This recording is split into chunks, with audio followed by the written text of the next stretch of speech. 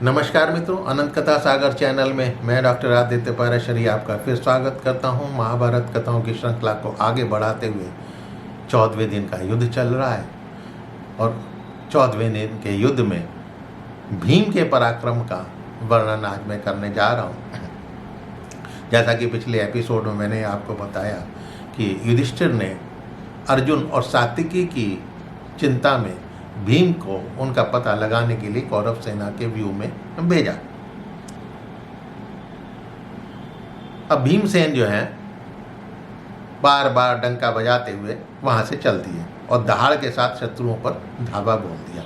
उन्होंने कौरव सेना के अगले भाग पर आक्रमण किया। दुशल, चित्रसेन, कुंडभेदी, विभीषति, दुर्मुख, दुसह, विवर्ण, शल, विंद, अनुविंद, सुमुख, दीर्घबाहु, सुदर्शन, वृंदारक, सहस्त्र, सुषेण, दीर्घलोचन, अभय, रौद्रकर्मा, सुवर्मा और दुर्विमोचन। ये 21 कौरव पुत्र भीमसेन पर चारों तरफ से धावा इन्होंने बोल दिया। चारों तरफ से भीम गिर गए, लेकिन भीम ने एक शेर की तरह आगे बढ़े और सबको लांघते हुए द्रोणाचार्य की सेना पर टूट पड़े। चारों दिशाओं में बाणों की वर्षा करके उनके हाथियों की सेना को मार भगाया। उसके बाद द्रोण पर चढ़ाई की तो द्रोण ने नाराज बाण से भीम के ललाट पर चोट की और बोले, भीम, तुम युद्ध भूमि में मुझे पराजित किए बिना शत्रु सेना में प्रवेश नहीं कर सकोगे। द्रोणाचार्य ये उम्मीद कर रहे थे कि पहले भीम जो है उनसे आज्ञा लेंगे, प्रणाम करेंगे और फिर आगे जाएंगे। तब भीम ने डरता से बोले कि अर्जुन तुम्हारी अनुमति से तुम्हारी पूजा करके इस सेना में प्रविष्ट हुए हैं। वो तो दुर्जय हैं, देवराज इंद्र की सेना में भी घुस सकते हैं। उन्होंने तुम्हें सम्मान दिया, परंतु मैं उतना दयालु नहीं हूँ। तुम हमारे पिता, गुरु तथा बंधु हो, परंतु तुम्हारे मुँह से जो बात निकल रही है वो उल्टी निकल रही है, उसका उद्देश्य विपरीत है। ये कहकर भीम ने गदा उठा ली और घुमाकर द्रोण पर दे मारी, किंतु द्रोण जो है शीघ्र रथ से कूद पड़े और उस गदा ने घोड़े तथा ध्वज सहित रथ को चूर चूर कर दिया।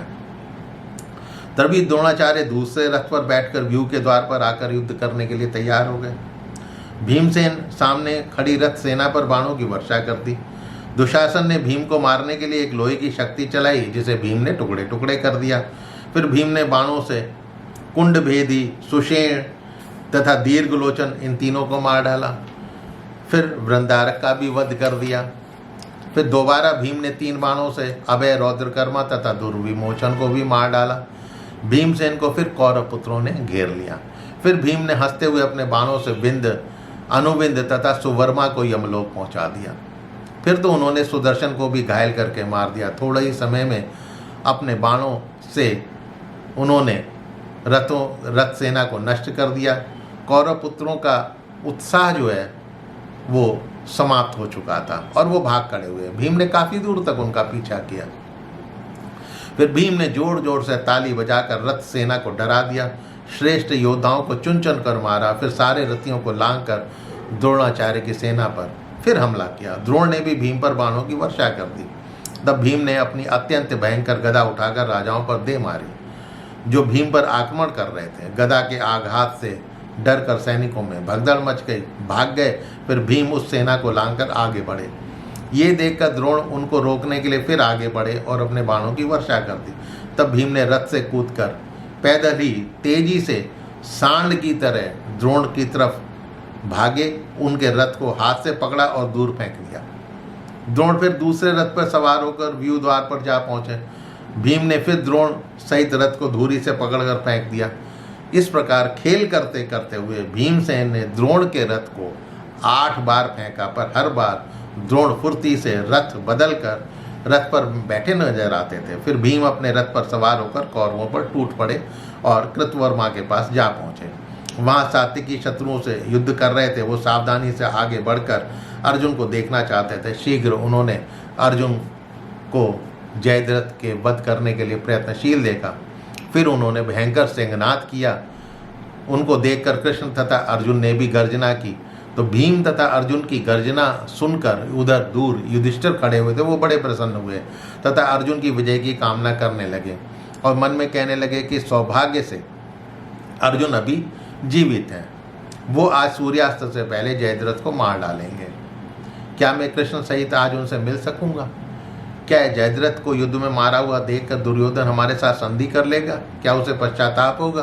क्या एकमात्र भीष्म की मृत्यु से ही हम लोगों का बैर शांत हो जाएगा? क्या शेष वीरों की रक्षा करने के लिए दुर्योधन संधि करेगा? अब उधर गरजते हुए भीम पर कर्ण ने आक्रमण कर दिया। तब तक दोनों योद्धाओं में भयंकर युद्ध के समय बाणों का आदान प्रदान हुआ। दोनों का युद्ध देखकर कितने ही योद्धा जो है थरथर कांप रहे थे। फिर कर्ण ने 20 बाणों से भीम को गहरी चोट पहुंचाई।